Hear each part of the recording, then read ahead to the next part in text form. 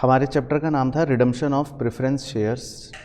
तो इसमें मैंने आपको ये बताया था कि कंपनी जब शेयर्स इशू करती है तो लोगों से पैसे लेती है और उन्हें शेयर्स देती है। शेयर आमतौर पे दो प्रकार के होते हैं, एक को बोलते हैं इक्विटी, एक को बोलते हैं प्रेफरेंस। लेकिन जिन लोगों को हम थोड़ी सी प्रायोरिटी देते हैं कि आपको फिक्स डिविडेंड मिलेगा, तो उन लोगों को हम कह देते हैं प्रेफरेंस शेयर्स। लेकिन इस चैप्टर में हमें उल्टा काम करना है, यानी कि अब हम उन लोगों से कहते हैं कि आपको जो हमने शेयर्स दिए थे उसे अब हम ख़त्म करना चाहते हैं, यानी शेयर कैपिटल हम ख़त्म कर कर आपको पैसे वापस कर देंगे। तो इसको बोल देते हैं रिडम्पशन ऑफ प्रेफरेंस शेयर्स। तो हमारा बैंक बैलेंस ख़त्म हो जाएगा और हमारी लायबिलिटी ख़त्म हो जाएगी। फिर मैंने आपको बताया था कि प्रेफरेंस शेयर्स को रिडीम करने के लिए या तो हमारे पास प्रॉफिट्स हैं तो बड़ी अच्छी बात है, नहीं तो हम नए शेयर्स को इशू करके पैसे मतलब टोपी घुमा सकते हैं। लेकिन उसमें एक बात का ध्यान रखना है कि डिबेंचर्स को इशू करके पैसे नहीं रेज कर सकते। इसकी मैंने आपको क्रिटिकलिटी भी बता दी थी। और मेन मुद्दा जो था वो उस पर आते हैं, कॉन्सेप्चुअल नंबर 1 जर्नल एंट्रीज़ का। तो वो एक बार आप देख लो, ओवरव्यू ले लो, क्योंकि आज सारे सवालों में यही कहानियाँ होंगी। तो सबसे पहले हम इन्वेस्टमेंट बेचेंगे अगर बोला होगा, नंबर 1। उसके बाद हम नए शेयर्स इशू कर देंगे अगर बोला होगा, नंबर 2। उसके बाद थर्ड एंट्री हमें करनी ही करनी पड़ेगी, जिसमें हम अपने प्रेफरेंस शेयर कैपिटल को ख़त्म कर देंगे और अगर कोई प्रीमियम उनको दे रहे हैं तो वो भी लिख लेंगे नुकसान टू प्रेफरेंस शेयर होल्डर। फिर फोर्थ एंट्री में उसको पे कर देंगे और फिफ्थ एंट्री में उस नुकसान को, प्रीमियम को हम राइट ऑफ करवा देंगे, या तो सिक्योरिटी प्रीमियम से या फ्री रिजर्व से। तो इतना पोर्शन आप लिंक कर सकते हो, same as buyback of equity share वाले मतलब कॉन्सेप्ट से भी अगर पढ़ रखा है तो। फिर उसके बाद एक कंपलसरी रिक्वायरमेंट होती है हमारे ऊपर कि हमें अपने फ्री रिजर्व में से कैपिटल रिडम्पशन रिजर्व में कुछ पैसे ट्रांसफ़र करने पड़ेंगे।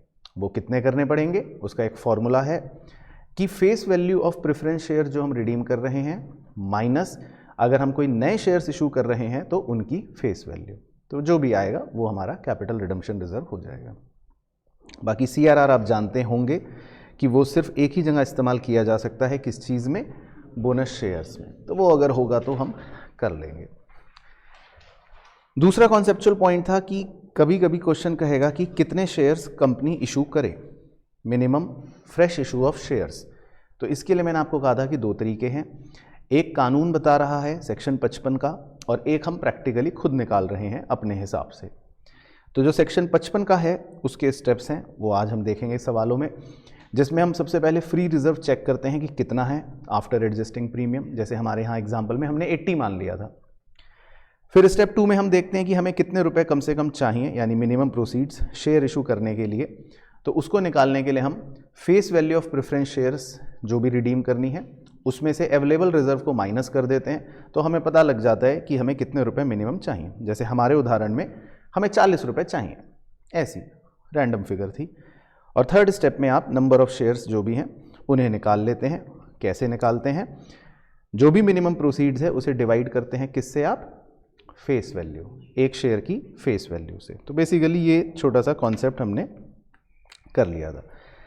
दूसरी तरफ अगर देखें प्रैक्टिकल कॉन्सेप्ट जो था कि कैसे हम minimum fresh issue of shares निकालेंगे, तो उसका मैंने फॉर्मूला या स्टेप्स लिखवाया था कि जो भी हमें टोटल अमाउंट पे करना है रिडम्पशन पर उसे जोड़ लेंगे, उसमें से जितना आपने इन्वेस्टमेंट बेच दी वो माइनस, जितना आपके पास बैंक बैलेंस है वो माइनस, तो आपको पता लग जाएगा कि आपको कितने फंड्स की आवश्यकता है। फिर उस फंड्स की आवश्यकता को, यानी कि फंड्स की रिक्वायरमेंट को आप डिवाइड करोगे इशू प्राइस ऑफ 1 शेयर से। तो यहाँ पर मैंने एक थोड़ा सा स्लाइड डिफरेंस भी आपको बताया था कि सेक्शन 55 के तहत हम डिवाइड करते हैं फेस वैल्यू ऑफ 1 शेयर से, लेकिन दूसरी तरफ हम डिवाइड करते हैं इशू प्राइस पर शेयर से। तो यहाँ तक हमने बेसिकली लिख लिया था, तो आज इस पर ही हमें सारा एप्लीकेशन देखने का है। ठीक है, तो तैयार है सब बच्चे क्वेश्चंस करने के लिए मेरे साथ? चलो तो आप आ जाओ क्वेश्चंस पर मेरे साथ सब बच्चे। चलिए तो इलस्ट्रेशन 1 से शुरू करते हैं एक बार। H company limited had 5000,8% redeemable preference shares of 100 each. तो इसका मतलब है कि एक कंपनी के पास 5000 रिडीमेबल प्रेफरेंस शेयर्स हैं 100 रुपये ईच के।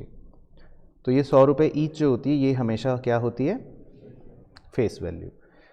तो कंपनी के अगर 5000 शेयर्स हैं और 100 रुपये ईच फेस वैल्यू है, तो इसका मतलब आपको ये पता है कि आपको कितने रुपए फेस वैल्यू के वापस पे करने हैं, 5 lakh. The company decided to redeem these preference shares at par. तो कंपनी ने ये डिसाइड करा है कि हम इनको पार पर ही रिडीम करेंगे, मतलब इनको कुछ भी हम एक्स्ट्रा प्रीमियम नहीं देंगे। बाय इशू, कैसे करेंगे पैसों का जुगाड़, by issue of sufficient number of equity shares of 10 each fully paid up at par. कह रहा है कि हम नए इक्विटी शेयर्स को इशू करके 10 रुपये ईच का पैसों का जुगाड़ कर लेंगे। तो आप जल्दी से बताइए कि अगर मुझे 5 लाख रुपयों की आवश्यकता है और 10 रुपये का मैं एक शेयर इशू करूंगा, तो कितने इक्विटी शेयर्स इशू करूंगा, 50,000। Very good.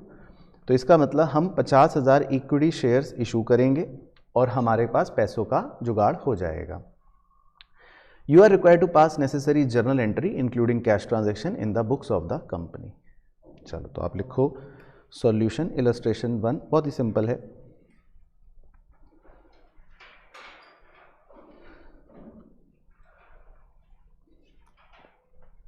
नंबर 1, क्योंकि हम अभी सीख रहे हैं तो मैं कॉन्सेप्ट में लिखवाई हुई सारी एंट्रियां रिवाइज करवा दूंगा सो दैट हमारा माइंड में वो फ्रेमवर्क क्लियर हो जाए। तो हमारी पहली एंट्री होती है कॉन्सेप्ट के हिसाब से कि इन्वेस्टमेंट बेच दो, तो इसमें हमने इन्वेस्टमेंट बेचा नहीं, बेचा, छोड़ दो। दूसरी एंट्री होती है कॉन्सेप्ट के हिसाब से नए शेयर्स इशू कर दो, तो हमने नए शेयर्स इशू करे, है ना। तो हम नए शेयर्स इशू कर देंगे, तो उसकी एंट्री कर लेंगे bank account debit to equity share capital account. Bank account debit to equity share capital account. 50,000 equity shares issue करे 10 रुपए के, तो हमने नए इक्विटी शेयर्स इशू करे। तो ये क्वेश्चन में बोला था तो हमने कर लिया, ठीक है। आप कॉन्सेप्ट रिवाइज करते रहना माइंड में। उसके बाद नए इक्विटी शेयर्स इशू करने के बाद थर्ड कॉन्सेप्चुअल एंट्री क्या बताई थी या क्या लिखवाई थी, आप पीछे से देखो, प्रेफरेंस शेयर कैपिटल को ख़त्म करना है। तो हमारी एंट्री बन जाएगी 8% redeemable preference share capital account debit, 5 lakh रुपए to preference share holder account, 5 lakh रुपए। तो हमारी प्रेफरेंस शेयर कैपिटल खत्म हो जाएगी। नेक्स्ट कॉन्सेप्चुअल एंट्री क्या थी, प्रेफरेंस शेयर होल्डर को पे कर देंगे अगली ही एंट्री में। तो preference share holder account debit 5 lakh रुपए टू बैंक 5 लाख रुपए। तो प्रेफरेंस शेयर होल्डर को हमने पे कर दिया, ठीक है। तो कॉन्सेप्चुअल एंट्री दिमाग में बनाते चलते हैं। तो इन्वेस्टमेंट बेचते हैं नंबर 1 में, वो थी नहीं। नए शेयर्स इशू करने हैं, वो हो गए। प्रेफरेंस शेयर कैपिटल ख़त्म करनी है, वो हो गई। प्रेफरेंस शेयर होल्डर को पे करना है, वो हो गया। फिर नेक्स्ट कॉन्सेप्चुअल एंट्री क्या लिखवाई थी, उससे पहले था प्रीमियम ऑन रिडम्पशन को राइट ऑफ करना है, लेकिन इसमें प्रीमियम ऑन रिडम्पशन तो कोई है ही नहीं, तो वो आपको राइट ऑफ करने वाली एंट्री भी नहीं करनी। फिर नेक्स्ट कॉन्सेप्चुअल एंट्री क्या थी, CRR क्रिएट करने की, है ना, कंपलसरी एंट्री जो होती थी। तो आप मत लिखना बस। तो CRR क्रिएट करने की एंट्री जो होती थी, अभी एंट्री लिख नहीं रहे लेकिन उसका फॉर्मूला लिख रहे हैं, बस आप देखते रहना। तो उसका फॉर्मूला था face value of preference shares to be redeemed, यानी कि आपको जितने प्रेफरेंस शेयर्स रिडीम करने हैं उनकी फेस वैल्यू, ठीक है। माइनस, उसमें से माइनस करना था न्यू शेयर्स जो हमने इशू करे उनकी फेस वैल्यू। तो अब आप ध्यान से बस देखते रहना। तो जो हम प्रेफरेंस शेयर्स रिडीम कर रहे हैं उनकी फेस वैल्यू कितनी है? 100 रुपए। और कितने शेयर से टोटल? 5000। तो जो मैंने येलो हाईलाइट कर रखा है, क्या आप उस कॉरस्पॉन्डिंग फिगर से लिंक कर पा रहे हो कि वो 5 लाख ही ये है, कि प्रेफरेंस शेयर कैपिटल जितनी हम रिडीम कर रहे हैं वो फेस वैल्यू 5 लाख है, राइट?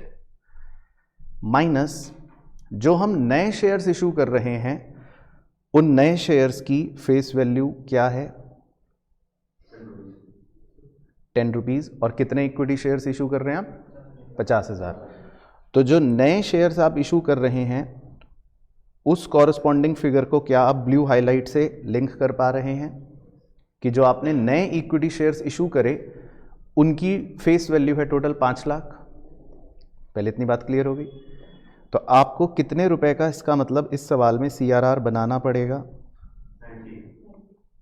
90 रुपए का, 90 रुपीज नहीं। हमें पर शेयर नहीं देखना, हमें कैसे देखना है? टोटैलिटी में। हमें पर शेयर नहीं देखना, हमें कैसे देखना है? टोटैलिटी में। तो जो येलो फिगर है, येलो फिगर का मतलब है कि जो आपकी टोटल फेस वैल्यू है प्रेफरेंस शेयर्स की जो आप रिडीम कर रहे हो वो कितनी है? 5 लाख।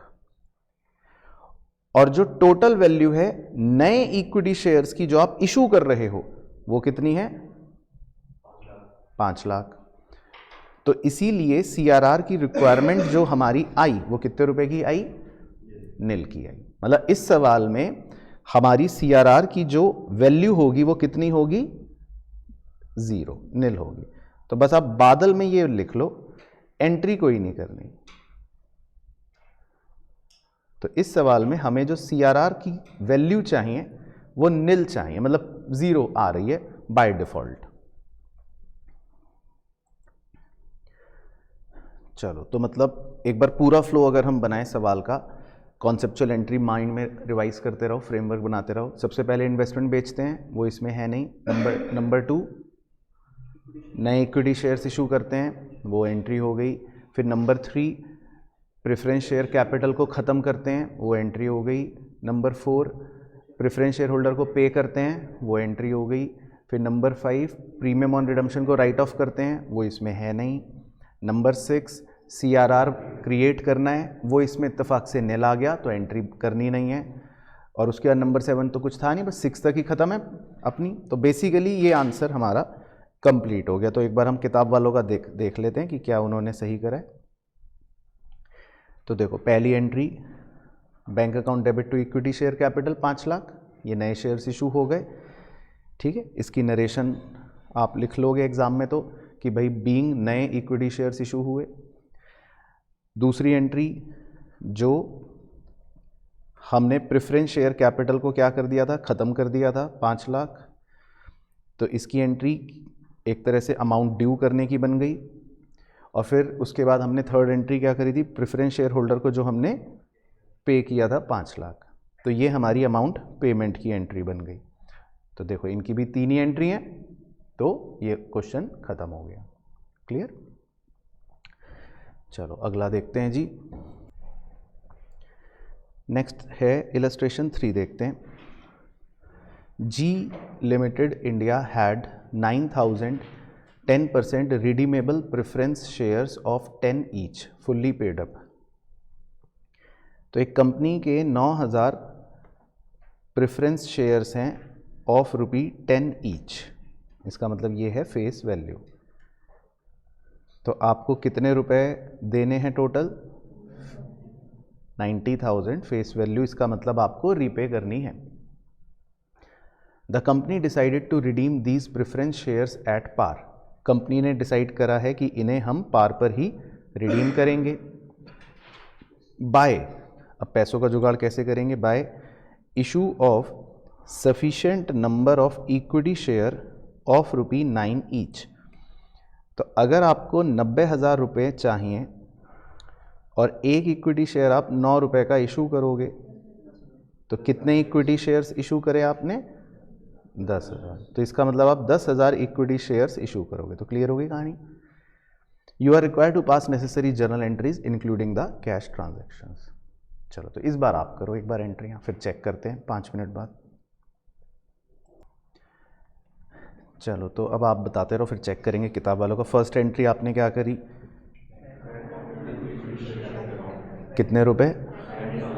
ठीक है, तो फर्स्ट एंट्री है bank account debit to equity share capital account 90,000। Very good. उसके बाद second entry, very good, 10% redeemable preference share capital account debit to preference share holder 90,000। Very good. तो देखो, हाँ लास्ट एंट्री फिर आपने क्या करी होगी? Preference share holder account debit to bank. ठीक है, वेरी गुड। तो क्लियर होगी कहानी आपको। अब इसमें CRR की एंट्री आपने क्यों नहीं करी? इसमें भी नील आ रहा होगा, है ना। तो वो देखो कैसे आ रहा होगा। पहले जितने हम प्रेफरेंस शेयर्स रिडीम कर रहे हैं उनकी फेस वैल्यू है 90,000, और माइनस जितने हम नए इक्विटी शेयर्स इशू कर रहे हैं उनकी भी फेस वैल्यू है 90,000। तो येलो माइनस ब्लू करेंगे तो इसमें भी आपका CRR कितना आ जाएगा? 0 आ जाएगा, नील आ जाएगा। ठीक है, तो क्लियर हो गए पहले दोनों क्वेश्चन। चलो बहुत बढ़िया। तो नेक्स्ट पे पढ़ते हैं आगे। अगला प्रश्न है जी हमारा इलस्ट्रेशन नंबर 7। तो ये आपके एग्जाम में बेसिकली 5 मार्क्स तक का आता है। ऊपर वाले तो बहुत ही सिंपल थे, बेसिक, चांस कम है, लेकिन ये क्वेश्चन इस तरह का आ सकता है। तो ये पढ़ते हैं एक बार, क्या है question. C limited had 3,000 12% redeemable preference shares of 100 each. ठीक है जी। तो इस कंपनी के सी लिमिटेड के 3,000 शेयर्स हैं प्रेफरेंस वाले 100 रुपये ईच के। तो इसका मतलब आपको कितने रुपए देने पड़ेंगे उन्हें वापस? 3 लाख रुपए देने पड़ेंगे, है ना। ये तो हो गई face value, fully paid up.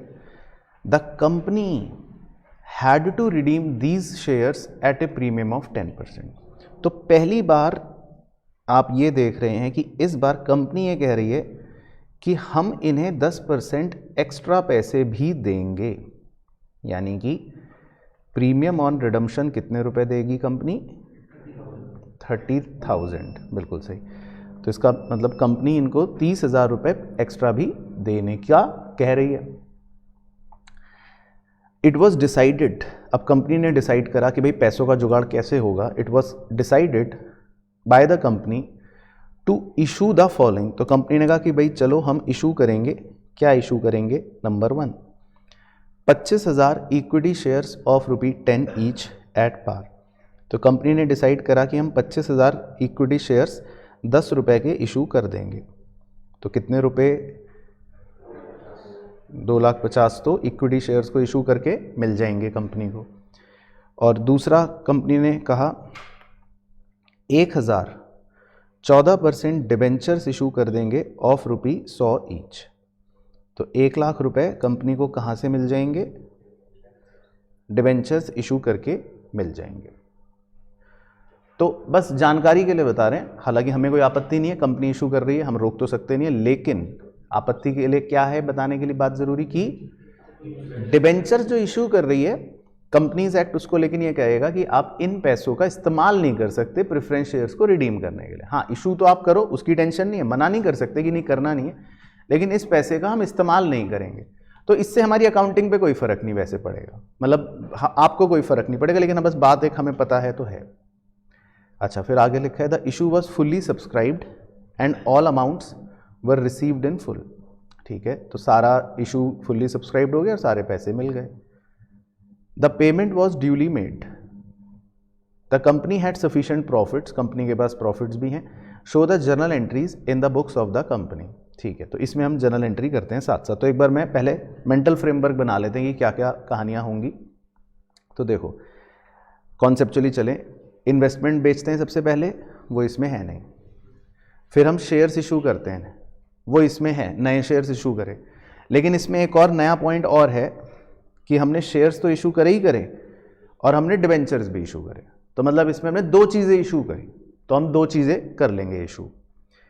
उसके बाद हम प्रेफरेंस शेयर कैपिटल ख़त्म करेंगे, उसके बाद हम प्रेफरेंस शेयर होल्डर को पे करेंगे।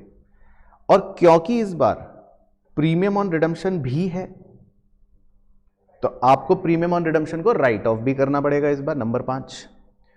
फिर उसके बाद नंबर 6 में हम CRR बनाएंगे, फिर बस खत्म हो जाएगा। तो मुझे ऐसा लग रहा है कि इसमें टोटल 6 एंट्रीज होनी चाहिए, बाकी करते करते देख लेंगे अगर कुछ स्ट्राइक करा तो। बट क्वेश्चन समझ आ गया आपको? हाँ, हम डिबेंचर के पैसे को यूज नहीं कर सकते, लेकिन ये बात बस हमें अपने दिल में पता है। लेकिन हम तो मुंशी हैं, अब कंपनी ने डिबेंचर इशू करा तो हमें एंट्री तो करनी पड़ेगी। और हम पैसा कौन सा यूज करेंगे वो उसने लास्ट में खुद ही एक line they the, the company had sufficient profit. तो अच्छी बात है, इसका मतलब कंपनी के पास प्रॉफिट्स हैं, ठीक है ना। चलो तो लिखते हैं सॉल्यूशन, तो स्टेप बाय स्टेप कर लेते हैं। नंबर 1, तो सबसे पहले हम वही ऑर्डर वाइज कर लेते हैं। इन्वेस्टमेंट तो कोई बेची नहीं, तो सबसे पहले हम इक्विटी शेयर्स इशू कर लेते हैं। तो एंट्री लिख लेते हैं, bank account debit to equity share capital account. तो आपने 25,000 शेयर्स इशू करे थे 10 रुपए के, तो कितना हो गया? 2.5 लाख, ठीक है। उसके बाद नंबर 2, अब इक्विटी शेयर्स इशू करने के बाद नंबर 2 हमने इशू करे थे डिबेंचर्स। हाँ, तो डिबेंचर्स इशू करने के लिए हम क्या एंट्री कर लेंगे? बैंक अकाउंट डेबिट टू, हाँ, 14% debenture account. Same concept, same बात। और आप ये 12th और CA फाउंडेशन में पढ़ भी चुके हो, डिबेंचर इशू करना है। तो कंपनी ने कितने डिबेंचर्स इशू करे थे? 1000, और 100 रुपए का डिबेंचर है, तो 1 लाख रुपए के डिबेंचर्स इशू कर दिए थे, ठीक है। तो 2 कहानियां हो गई। उसके बाद नंबर 3, अगला क्या है conceptual point? Preference share capital खत्म कर देते हैं। तो 12% redeemable preference share capital account debit है ना, फेस वैल्यू 3 लाख रुपए है। और इस बार क्या एक चीज और आएगी? हाँ, premium on redemption account debit, premium on redemption account debit 30,000। एक चीज और आएगी क्योंकि इस सवाल में बोला था, तो premium on redemption account debit और आ गया to preference share holder account 3,30,000। उसके बाद नेक्स्ट कॉन्सेप्चुअल एंट्री, उससे पहले हाँ, तो प्रेफरेंस शेयर होल्डर को पे कर देते हैं। तो preference share holder account debit 3,30,000 to bank account 3,30,000। तो प्रेफरेंस शेयर होल्डर को पे कर दिया। उसके बाद next conceptual entry, premium on redemption जो है उसको राइट ऑफ कर लेते हैं। तो हमारा प्रीमियम ऑन रिडम्पशन है जी टू प्रीमियम ऑन रिडम्पशन 30,000 का, इसे राइट ऑफ करते हैं। तो अब इसे कहाँ से राइट ऑफ करते थे? सिक्योरिटी प्रीमियम से। तो वो तो मेरे ख्याल से नहीं दे रखा कुछ सवाल में, कुछ भी नहीं है, कुछ भी नहीं दे रखा। तो अब फिर जब कुछ भी नहीं दे रखा तो हम P&L को ही डेबिट कर लेंगे। तो प्रीमियम ऑन रिडम्पशन को हमने P&L से राइट ऑफ कर लिया, वेरी गुड। उसके बाद अगली कॉन्सेप्चुअल एंट्री, CRR क्रिएट करना कंपलसरी। तो CRR हम कौन से रिजर्व से क्रिएट करते हैं? फ्री रिजर्व से। तो वो भी कुछ इसमें तो दे नहीं रखे, तो हम किसी को डेबिट कर लेंगे? PNL को ही डेबिट कर लेंगे, क्योंकि कोई फ्री रिजर्व दे नहीं रखा सवाल में, कोई जनरल रिजर्व नहीं है, कुछ फ्री नहीं है, तो हम PNL को ही डेबिट कर लेंगे। अब ये CRR कितने का बनाएंगे उस पर एक बार चर्चा कर लेते हैं। अच्छा, निकाल लिया आपने? कैसे निकाला? ओके, तो मतलब मेरा कलर करने का फ़ायदा हो गया। ठीक है, तो मेरे को यही दिखाना था। तो इस बार हम जो फेस वैल्यू है प्रेफरेंस शेयर्स की जो रिडीम कर रहे हैं वो 3 लाख है, माइनस जो हम नए इक्विटी शेयर्स इशू कर रहे हैं उनकी फेस वैल्यू 250 है ना, वो येलो माइनस ब्लू। तो येलो माइनस ब्लू करने पर, वेरी गुड, इस बार हमको पता चल गया कि हमें 50,000 रुपये का CRR क्रिएट करना है, येलो माइनस ब्लू।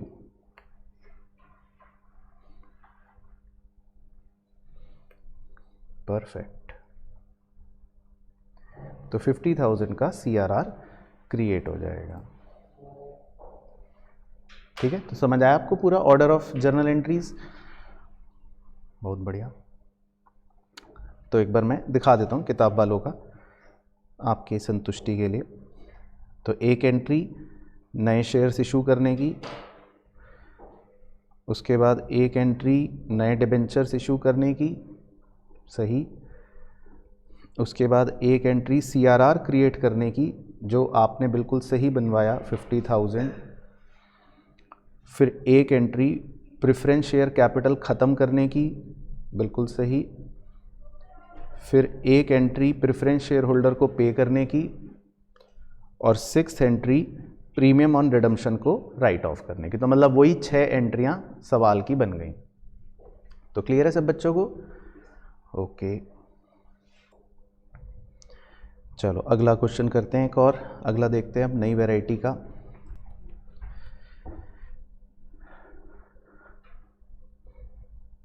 अगला क्वेश्चन करेंगे जी हम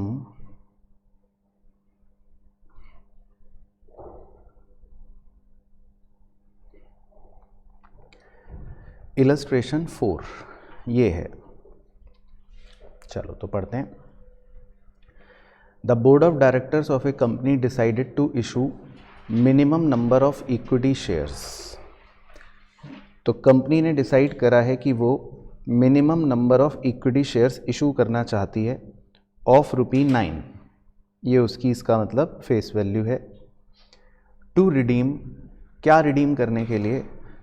₹5 लाख प्रेफरेंस शेयर्स। तो ₹5 लाख का मतलब है प्रेफरेंस शेयर्स का कि ये फेस वैल्यू है of preference shares to be redeemed. तो हमें 5 लाख रुपयों की आवश्यकता है। ठीक है, हमें 5 लाख रुपयों की आवश्यकता है।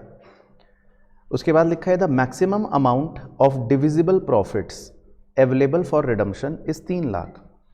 कह रहे हैं हमारे पास जो मैक्सिमम अमाउंट है डिविजिबल प्रॉफिट्स, डिविजिबल प्रॉफिट्स का मतलब पता है क्या होता है? ऐसे प्रॉफिट्स जिन्हें आप मजे से कहीं पर भी डिस्ट्रीब्यूट कर सकते हो। तो इसका मतलब इनडायरेक्टली ये फ्री रिजर्व होते हैं। तो कह रहा है जब maximum amount of free reserves available for redemption is 3 lakh. कह रहा है हमारे पास जी मैक्सिमम 3 लाख रुपए के फ्री रिजर्व हैं। Calculate the number of shares to be issued by the company. कह रहा है आपको निकालना है कि कितने शेयर्स कंपनी इशू करेगी टू एंश्योर, अब आगे आपके मुद्दे की चीज, that the provisions of section 55 are not violated, कि भाई ताकि सेक्शन 55 की जो बातें हैं वो वायलेट ना हो। तो मतलब इनडायरेक्टली आपको सेक्शन 55 फॉलो करना है। तो अपने उस वाले पेज पर जाओ जहां सेक्शन 55 के स्टेप्स लिखवाए थे।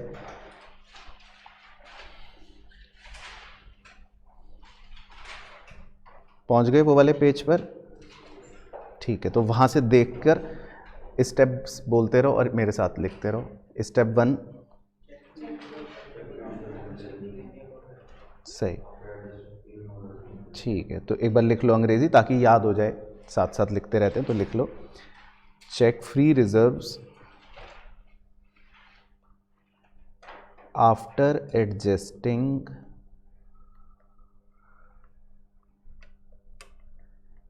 premium on redemption. Check free reserves after adjusting premium on redemption.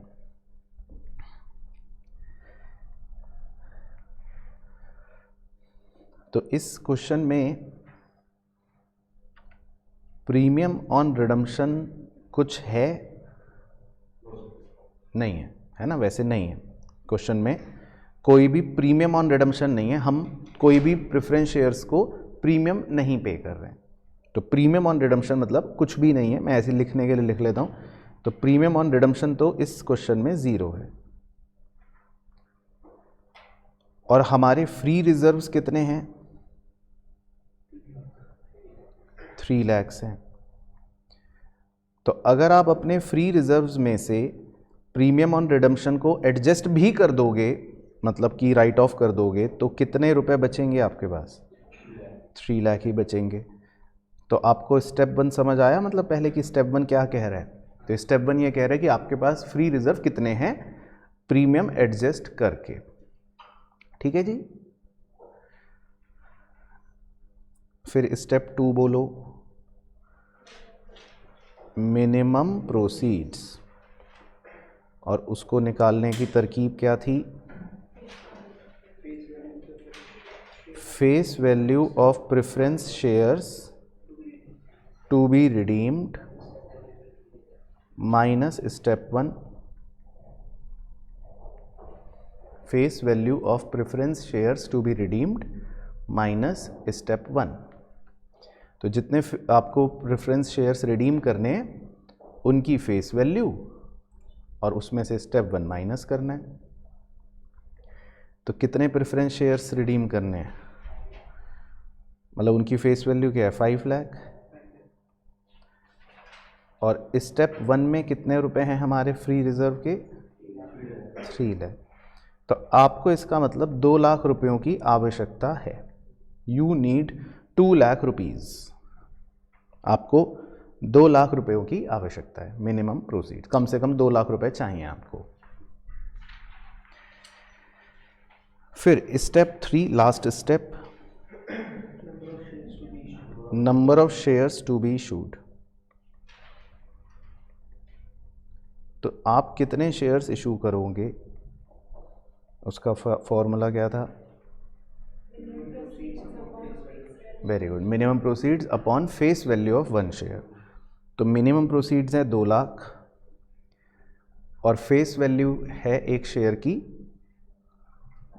9 रुपये दे रखा था, ये रहा, है ना? 9 रुपये कि जो हम नया शेयर इशू कर रहे हैं 9 रुपये का है, तो 9 से भाग दे देते हैं। 22,000.22 आ रहा होगा, मतलब फ्रैक्शनल शेयर्स आ रहे होंगे।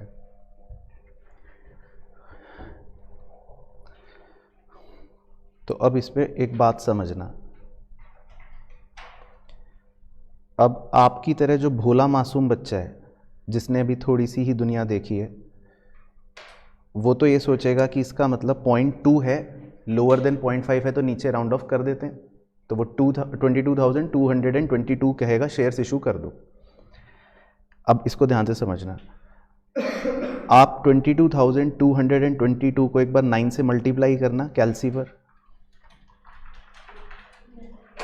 हाँ, कितना आ रहा है? आ रहा है ना? जबकि हमारे को मिनिमम प्रोसीड्स का मतलब है हमें कम से कम कितने रुपए चाहिए? 2 लाख चाहिए। तो अगर आप 2222 शेयर्स इशू करोगे तो आपको 2 रुपए कम पड़ेंगे। कहाँ से लाओगे 2 रुपए? फिर तो गड़बड़ हो गई, है ना? गड़बड़ हो गई ना।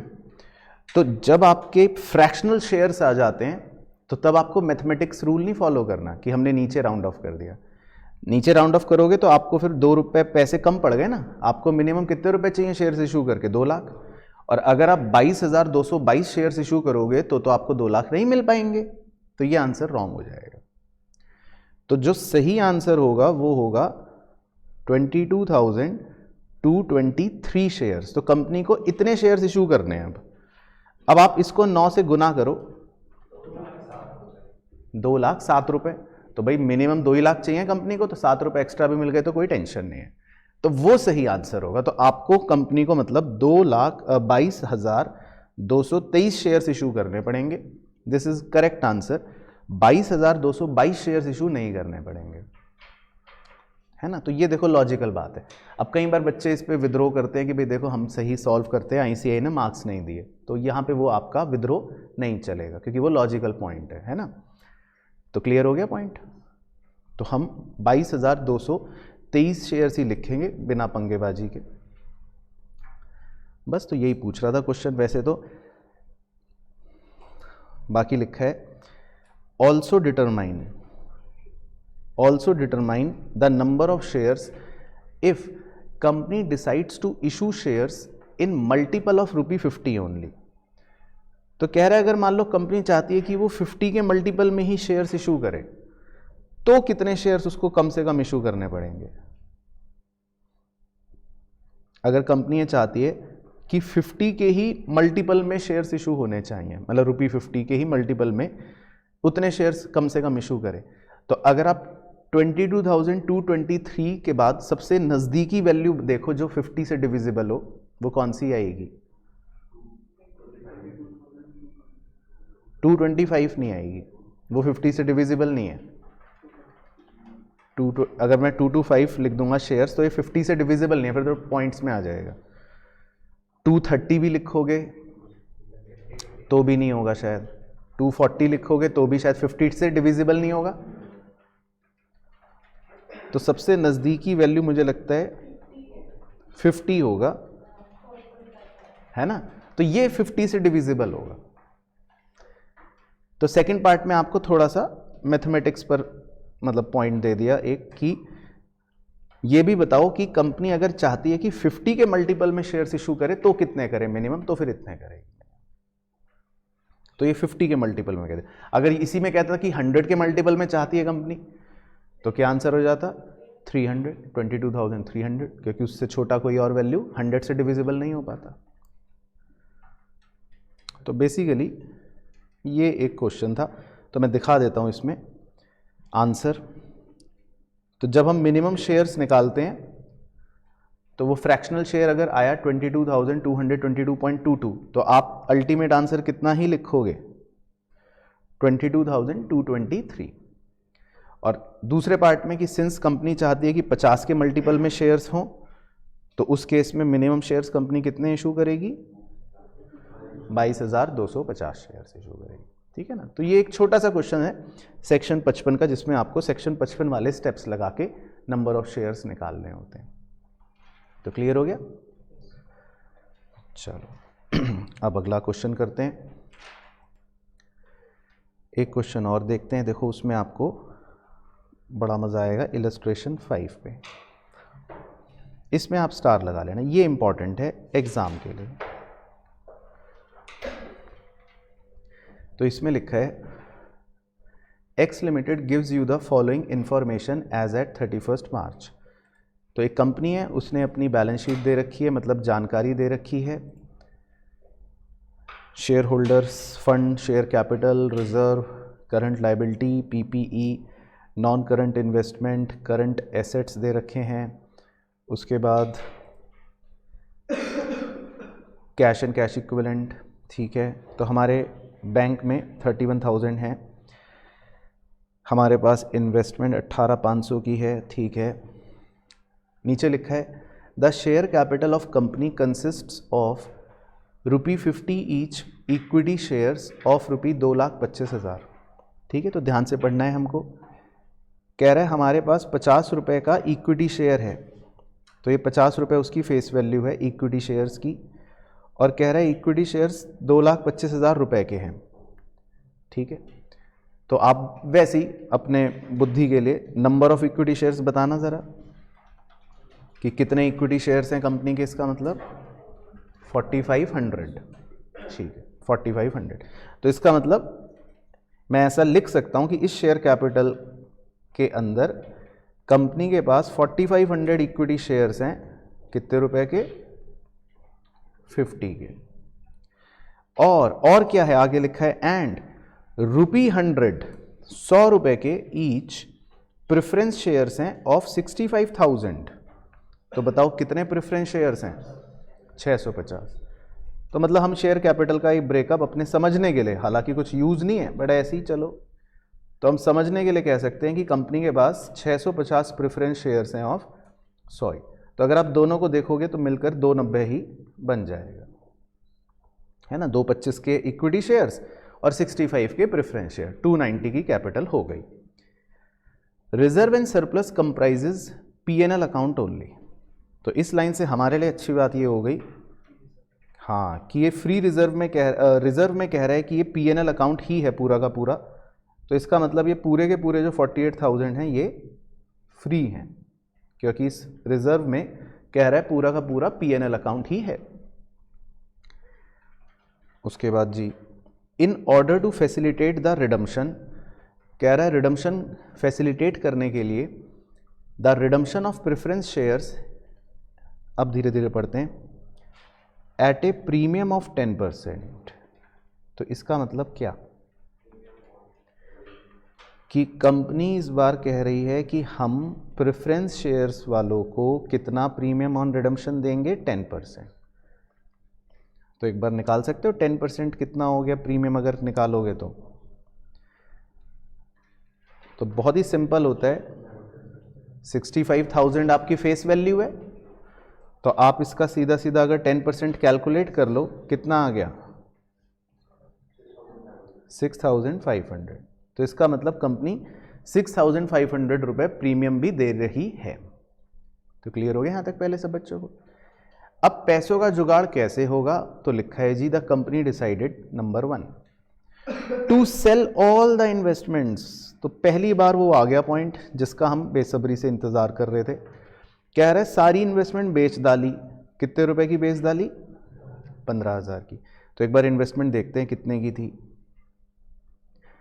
तो हमारी इन्वेस्टमेंट हमको दे रखी है 18,500 की, और बेची आपने 15 में, तो क्या हो गया? 3500 का लॉस। Very good. तो इसकी हम एंट्री कर ही सकते हैं, पहली entry. B, to finance part of redemption from company's fund subject to leaving a bank balance of 12,000। तो इस लाइन को थोड़ा सा समझना। कह रहा है कि हम फाइनेंस करना चाहेंगे पार्ट ऑफ रिडम्पशन, मतलब कि रिडम्पशन के कुछ पैसे को हम फाइनेंस करना चाहेंगे फ्रॉम कंपनीज फंड, मतलब कि कंपनी के ही पैसों से, कंपनी के पास पैसे हैं, सब्जेक्ट टू। तो लॉ में शायद आपने पढ़ रखा हो या इस तरह की टर्म्स। सब्जेक्ट टू का मतलब होता है कि ये कंडीशन लगा दी उसने।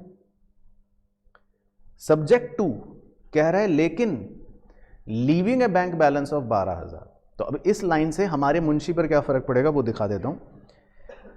हमारे पास, कंपनी के पास अभी बैंक बैलेंस देखो कितना है, 31,000 है। अब एक आम बच्चा सोच सकता है कि भाई इसका मतलब मैं 31,000 यूज कर सकता हूं। आम बच्चा ये सोच सकता है कि इसका मतलब मेरे गल्ले में 31,000 रुपए हैं, हम इसको इस्तेमाल कर सकते हैं। लेकिन क्या आप 31,000 कैश इस्तेमाल कर सकते हो? नहीं कर सकते, क्योंकि उसने ये कंडीशन नीचे चिपका दी कि leaving A bank balance of 12,000, मतलब आपको 12 तो छोड़ना पड़ेगा। तो मान लो मेरी बाल्टी में 31,000 रुपए रखे हैं, ठीक है जी, तो मैं इस पूरी बाल्टी को खाली नहीं कर सकता। इस बाल्टी में मुझे कितना पानी छोड़ना है? 12,000। तो समझ आ गया पहले आपको पॉइंट? तो इसका हम इंटरप्रिटेशन यही लिख लेते हैं ताकि बाद में याद रहे। तो इसका मतलब ये हो गया देयरफॉर कि भाई वी कैन यूज ओनली, बताओ हम इसका मतलब कितने रुपए ही यूज कर सकते हैं बैंक बैलेंस के? 19,000। Very good. तो we can use only 19,000 bank balance. तो हम सिर्फ 19,000 रुपए यूज कर सकते हैं बैंक बैलेंस के, बस ये मतलब हो गया इस लाइन का। क्लियर हो गया? उसके बाद जी सी कह रहा है अब और to issue minimum equity shares, कह रहा है फिर आप मिनिमम इक्विटी शेयर्स इशू करना जितने भी आवश्यकता हो, ऑफ ₹50 ईच, 50 रुपए का शेयर है, to raise the balance funds. Required. कह रहा है जो भी आपको बैलेंस फंड्स रिक्वायरमेंट होगी उसके लिए आप इक्विटी शेयर्स इशू करना। अब देखो अब इसमें बड़े ध्यान से, आपको कॉन्सेप्ट लिखवाया था कि इशू करना है मिनिमम इक्विटी शेयर, ये हेडिंग डलवाई थी और उसमें दो बाइफर्केशन थे। पहले में था सेक्शन 55, दूसरे की हेडिंग पढ़ना एक बार, क्या लिखवाई थी कि इशू करते हैं minimum equity share to provide funds for redemption. तो इसमें बेसिकली कहीं पर भी सेक्शन 55 का उसने जिक्र करा नहीं करा। उसकी अंग्रेजी अगर आप ध्यान से पढ़ोगे तो वो ये इंटरप्रेट कर रही है कि हमें मिनिमम इक्विटी शेयर्स इशू करने हैं to raise the balance funds required, मतलब हमें जो फंड्स रिक्वायर्ड हैं उनके लिए इक्विटी शेयर्स इशू करने। तो इसमें जब हम स्टेप्स लगाएंगे तो क्या हम सेक्शन 55 वाले स्टेप्स लगाएंगे? नहीं। तो आपको क्लियर हो गया कि कैसे आइडेंटिफाई करना है उन दोनों में कि कौन सा है 55 कौन सा है ये। तो इसीलिए मैंने दो बैक टू बैक इलस्ट्रेशन आपको करवाई जानबूझ के। पहली वाली में लिखा हुआ था सेक्शन 55, लेकिन इसमें सेक्शन 55 नहीं लिखा हुआ, तो इसमें हमें कौन से स्टेप लगाने पड़ेंगे? दूसरे वाले स्टेप्स लगाने पड़ेंगे। ठीक है जी। और फिर वो कह रहा है, क्वेश्चन देखो क्यों इसलिए इंपॉर्टेंट बन गया एग्जाम के लिए, कि इसमें आपका एक कॉन्सेप्ट तो यही कवर हो गया, पहले हम वो स्टेप्स लगाएंगे, और फिर कह रहा है you are required to pass journal entries, और फिर दूसरा कॉन्सेप्ट भी कवर करवा दिया उसने, कह रहा है अब जर्नल एंट्रीज भी करके दिखा दो सारी। और फिर वो यही नहीं रुका, कह रहा है and prepare the balance sheet, कह रहा है फिर उसके बैलेंस शीट भी बनाकर दिखा देना। तो हम बैलेंस शीट तो खैर इफेक्ट वाइज डिस्कस करेंगे, लेकिन हम पहले दोनों कॉन्सेप्ट्स कवर कर लेते हैं। तो हम पहले नंबर ऑफ इक्विटी शेयर निकाल लेते हैं और फिर हम जर्नल एंट्री कर लेंगे। ठीक है, तो वो स्टेप्स जो हैं उन्हीं को फॉलो करते हैं। बट क्वेश्चन समझ आ गया पहले सब बच्चों को? चलो तो आप इसको लिख लो, मतलब इंपॉर्टेंट तो मार्क कर ही लिया। सॉल्यूशन इलस्ट्रेशन 5 का।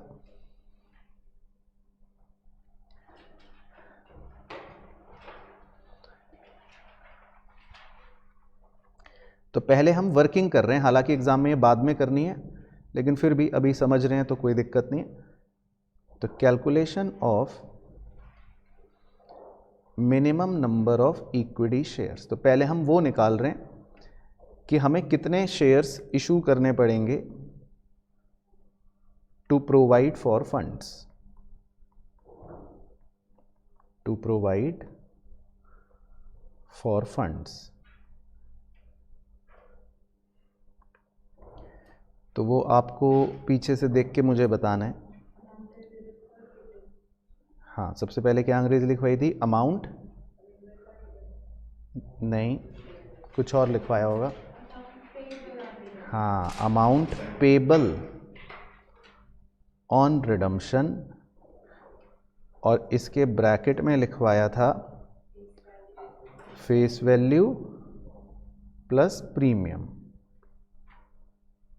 तो आप चाहे लिख लो दोबारा से एक बार, क्योंकि सीखने के लिए सब कुछ ही लिख लेंगे दोबारा से तो कोई दिक्कत नहीं है। तो अमाउंट पेबल ऑन रिडम्पशन, इसके ब्रैकेट में फेस वैल्यू प्लस प्रीमियम।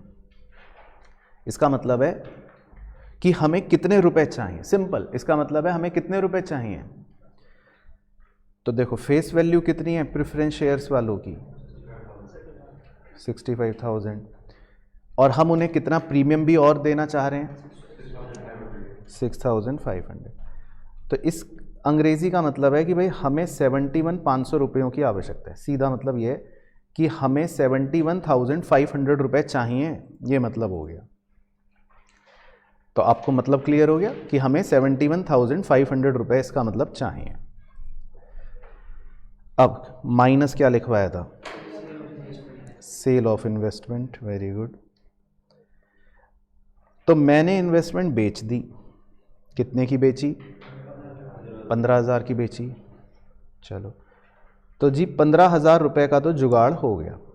15,000 रुपये की तो मैंने इन्वेस्टमेंट बेच दी, जुगाड़ हो गया। अभी भी कितने रुपए और चाहिए? मतलब अभी फिलहाल अगर यहां तक रुक जाएं तो ऐसी पूछ रहे हैं 56,500, तो हमें अभी भी 56,500 और चाहिए, राइट। लेकिन अभी हमारे गल्ले में पैसे हैं, हम वो इस्तेमाल कर लेंगे। तो आपको क्या लिखवाया था फॉर्मूला? Minus bank balance. हाँ, तो अब भोले मासूम बच्चे एग्जाम में कुछ कुछ भोले मासूम बच्चे हो सकता है 31,000 लिख लें कि उन्हें लगे कि भाई हमारे पास तो बैंक बैलेंस 31,000 है, बट आपको क्लियर है पॉइंट कि हमारे पास बैंक बैलेंस 31,000 नहीं है, हम सिर्फ कितना यूज कर सकते हैं 19,000। याद आ गया ये पॉइंट आपको, ये उस वजह से हो गया। क्लियर है सबको देवी जी? तो अभी भी कितने पैसों की आवश्यकता है आपको? 37,500। ओके, तो इसको मैंने लिखवाया था ना मिनिमम प्रोसीड्स, तो आपको अभी भी 37,500 रुपए चाहिए जी।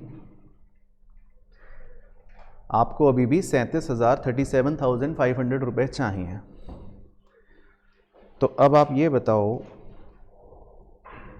कि कितने शेयर्स इशू करोगे? आपको 37,500 रुपए चाहिए, और एक शेयर कितने का है देख लेते हैं जो आप इशू कर रहे हो। वो नीचे दे रखा था, ये रहा, देखो लास्ट सी पॉइंट में दे रखा है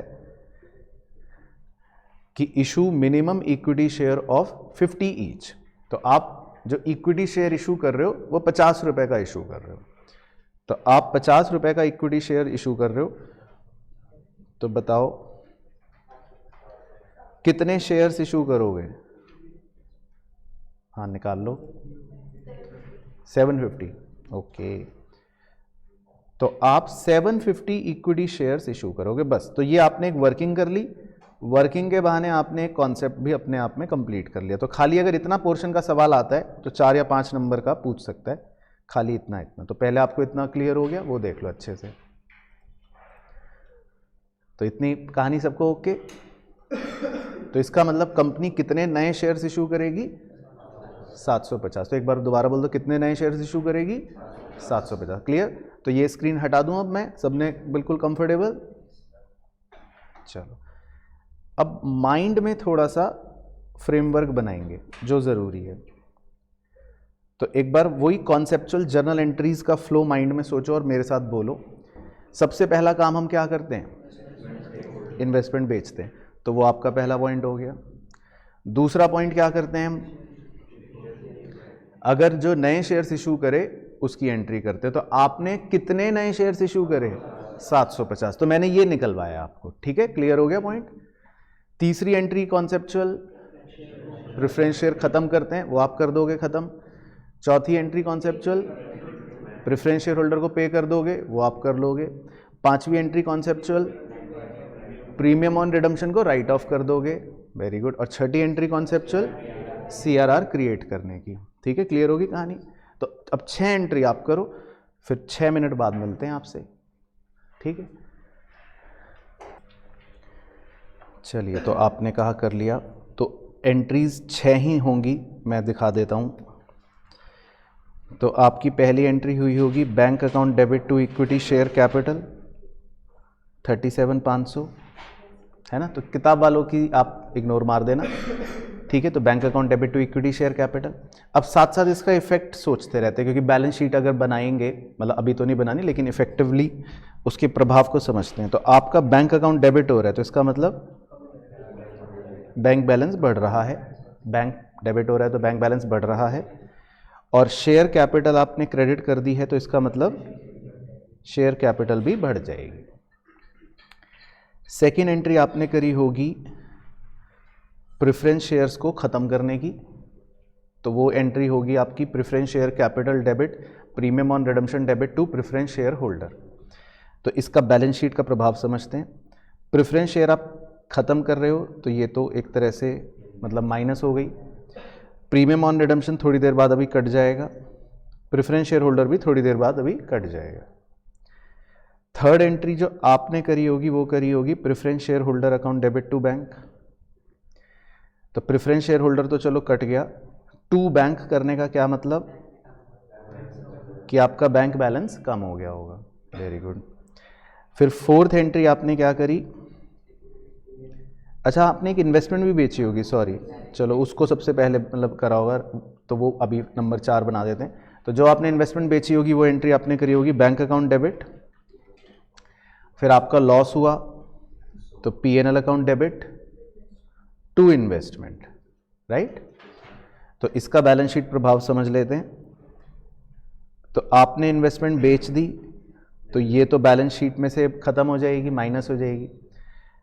बैंक डेबिट हो गया 15,000 तो इसका मतलब बैंक बैलेंस बढ़ जाएगा। और लॉस आ गया 3500 का, तो ये लॉस आपके मतलब रिजर्व को कम कर देगा। ठीक है, तो सब बच्चे क्लियर हैं भाई। फिर आपने 5वीं एंट्री करी होगी सिक्योरिटी वो प्रीमियम ऑन रिडम्पशन को राइट ऑफ करने की, तो वो P&L account debit to premium on redemption. तो इस एंट्री का प्रभाव बैलेंस शीट पे क्या पड़ेगा? प्रीमियम ऑन रिडम्पशन तो कैंसिल हो गया और P&L अकाउंट डेबिट होने का मतलब है कि ये भी आपके रिजर्व को कम कर देगा। ठीक है, और लास्ट एंट्री आपने क्या करी होगी? CRR क्रिएट करने की। तो P&L account debit to CRR, तो आपका क्या यही अमाउंट निकला है? वेरी गुड, एक बार क्रॉस चेक कर लेते हैं। तो इसका फॉर्मूला था face value of preference shares to be redeemed, वो है 65,000 minus face value of new equity shares issued, वो है 37,500। तो 65,000 माइनस 37,500, परफेक्ट आंसर।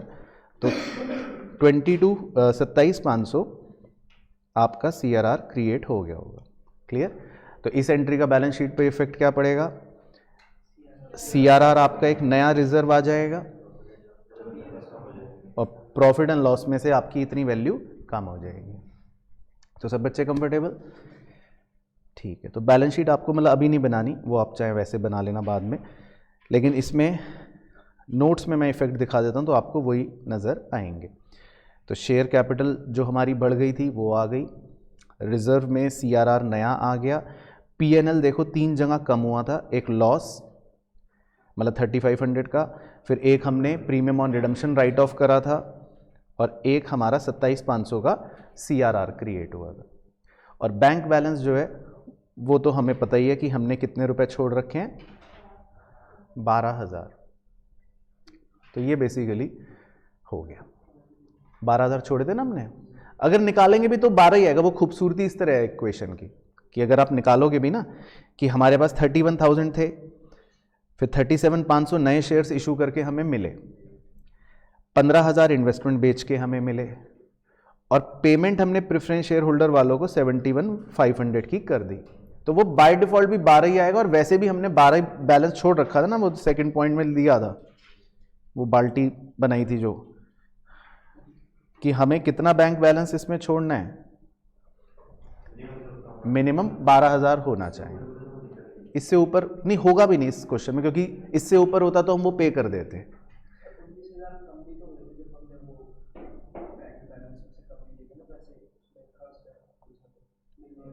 नहीं, एंट्री सर, एंट्री से चलता है ना अकाउंटिंग इफेक्ट। तो वर्किंग नोट में तो मान लो मैं यहाँ कुछ भी लिख लूँ कि मैंने एक वर्किंग नोट बनाया, उसमें लिख रहा हूँ कि कल हम ताजमहल खरीद के आएंगे 500 करोड़ का।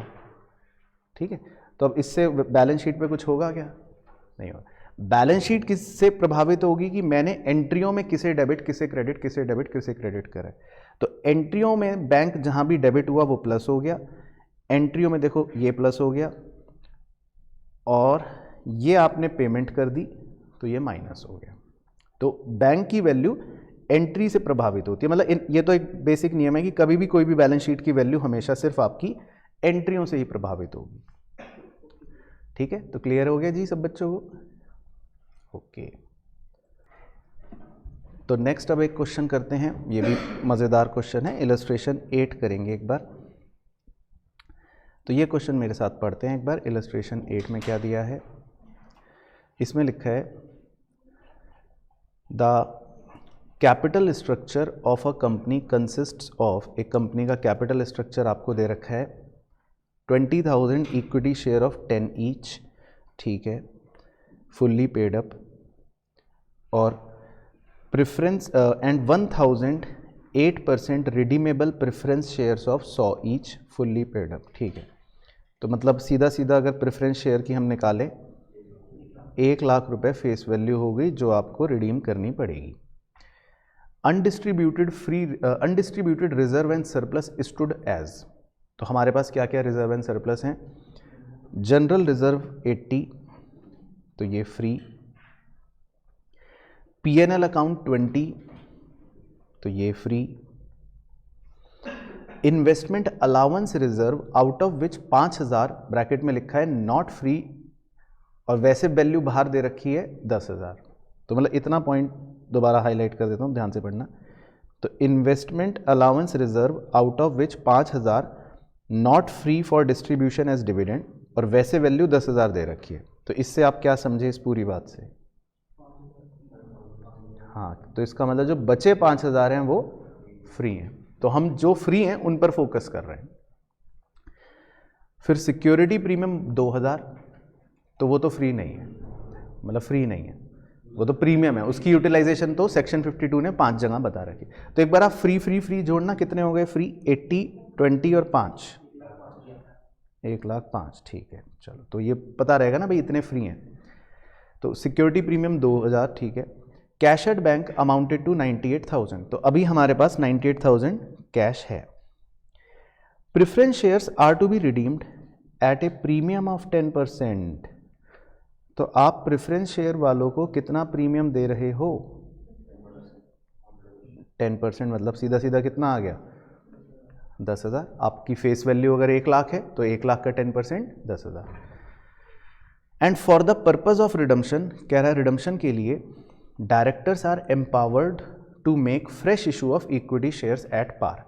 तो कह रहे डायरेक्टर्स ने डिसाइड करा कि भाई हम नए शेयर्स इक्विटी इशू कर देंगे after utilising the undistributed reserve and surplus.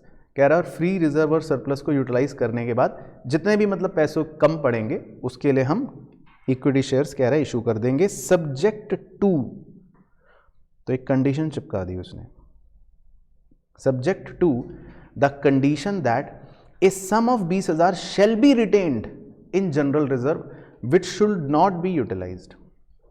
तो देखो, अभी हम थोड़ी देर पहले खुश हो रहे थे कि हमारी फ्री रिजर्व की बाल्टी में कितने रुपए हैं? 1,05,000, लेकिन उसने कंडीशन चिपका दी कि भाई आपको 20,000 तो उसमें छोड़ने ही छोड़ने पड़ेंगे, उसे आप यूज नहीं कर सकते। तो इस लाइन से मतलब मैं नीचे लिख सकता हूं कि देयरफॉर फ्री रिजर्व जो अवेलेबल हैं टेक्निकली वो कितने हैं?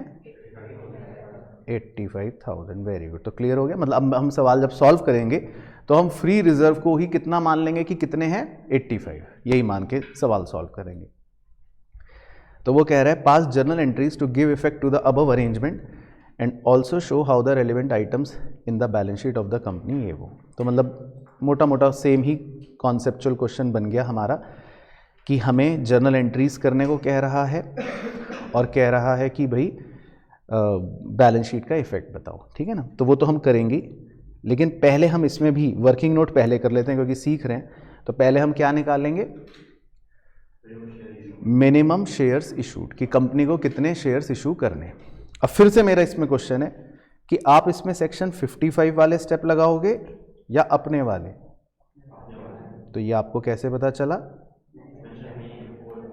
वेरी गुड, एक तो मेंशन नहीं है, तो बस मेंशन है ही नहीं सेक्शन 55, तो हम अपने वाले स्टेप्स लगाएंगे, ठीक है। मेंशन है 55? नहीं है ना मेंशन ठीक है, मुझे लगा कहीं 55 मेंशन है। चलो ठीक है, तो करें वर्किंग पहले। चलो तो डालते हैं सॉल्यूशन, इलस्ट्रेशन 8। तो पहले वर्किंग कर लेते हैं एक बार दोबारा से। Minimum number of equity shares to be issued, minimum number of equity shares to be issued.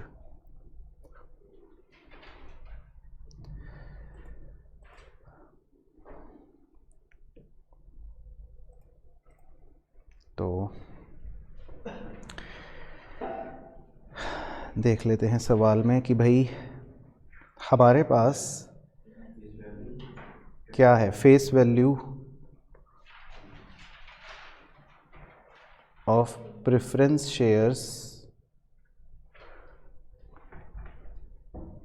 कितनी है, और क्या था प्लस प्रीमियम ऑन रिडम्पशन जो हमें पे करना है, अमाउंट पेबल। तो 1,00,000 रुपए के तो face value of preference share हैं और 10,000 रुपये हमें उन्हें प्रीमियम पे करना है। उसके बाद एक मिनट, मैं क्वेश्चन की लैंग्वेज पढ़ लेता हूँ एक बार दोबारा, थोड़ा मुझे डाउट हो रहा है, तो आप अभी रुक जाना। The directors empower to make fresh issue of equity share at par after utilising the undistributed reserve and surplus. Okay ठीक है, तो इसका मतलब मेरा डाउट सही था। तो इसमें जो है बेसिकली देखो, लैंग्वेज की वजह से अब मुझे अपना चेंज करना पड़ा। अब वो क्यों करना पड़ा वो आपको बता देता हूँ। इस लाइन को एक बार दोबारा से पढ़ते हैं। इसमें लिखा है कि directors are empowered to issue equity shares at par. अगले वर्ड्स ध्यान से पढ़ो, क्या लिखा है, after utilising the undistributed reserve and surplus, है ना। इस लाइन को ध्यान से पढ़ते हैं। तो इस लाइन का मतलब है कि डायरेक्टर्स नए शेयर्स इशू करेंगे पार पर after utilising the free reserve. यही मतलब हुआ कि फ्री रिजर्व को यूज करने के बाद। अब इस लाइन से ही मुझे डाउट हुआ था। अब अगर आप स्टेप्स चेक करो एक बार दोनों में जाके, मैं भी चलता हूं, चलो आपके साथ वहीं चलते हैं। तो ये स्टेप्स में देखो आप, जब हम अपने तरीके से करते हैं, मतलब जब क्वेश्चन में कहता है कि आपको फ्रेश इशू ऑफ शेयर्स निकालने हैं प्रोवाइड फंड्स के हिसाब से, तब कहीं पर भी हम कोई फ्री रिजर्व को यूटिलाइज करने की बात नहीं कर रहे होते। तब हम सिंपल क्या निकालते हैं कि कितने रुपए हमको पे करने हैं, कितने की इन्वेस्टमेंट बेची और कितना बैंक बैलेंस है, ऐसे करके निकालते हैं। लेकिन अगर आप सेक्शन 55 के स्टेप्स देखो तो उसमें पहले ही स्टेप में लिखा होता है कि हमें क्या करना है, फ्री रिजर्व जितने अवेलेबल हैं उन्हें देखना है।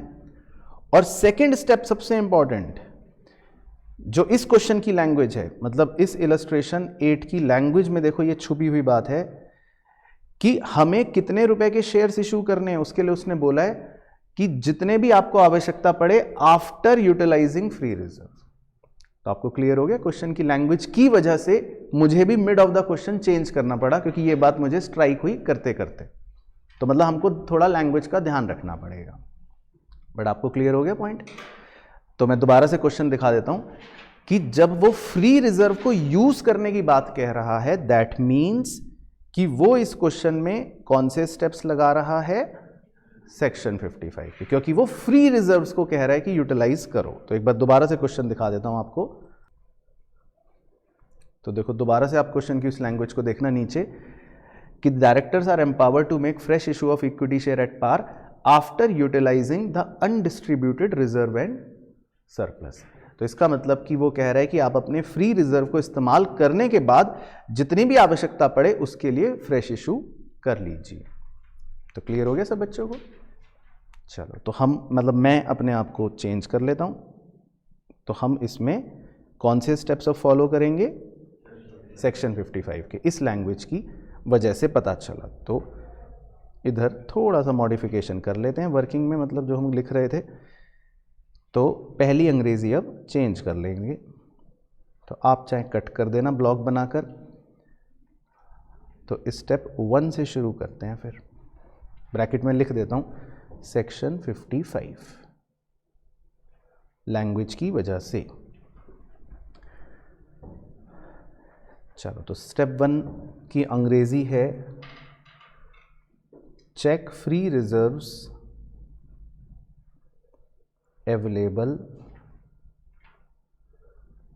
क्या था पूरा, after adjusting premium on redemption, after adjusting premium on redemption.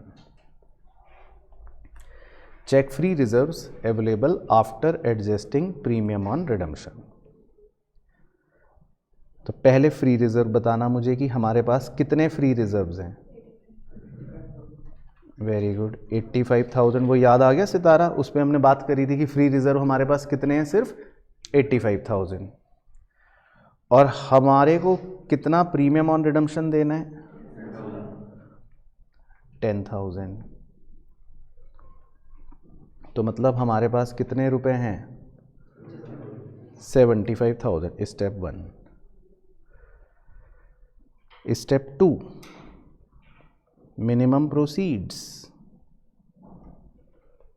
तो मिनिमम प्रोसीड्स का फॉर्मूला एक बार वैसे ही बोल दो।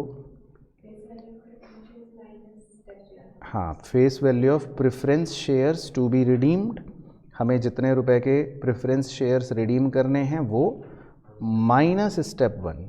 और क्वेश्चन में यही लैंग्वेज दे रखी थी कि आप फ्री रिजर्व को यूज कर लो और फिर जितने रुपयों की आवश्यकता पड़े उसके लिए शेयर्स इशू कर दो। तो यहां से पता चला था ये सेक्शन 55 फॉलो कर रहे हैं।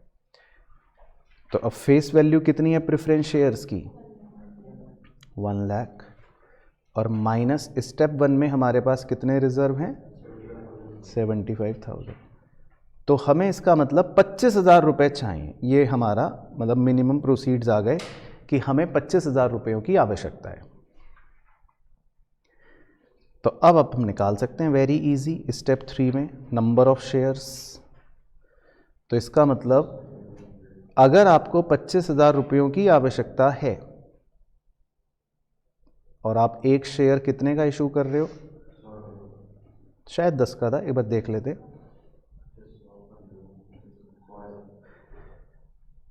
नहीं, अब कैसे पता चला? देखो, हम कौन सा शेयर इशू कर रहे हैं?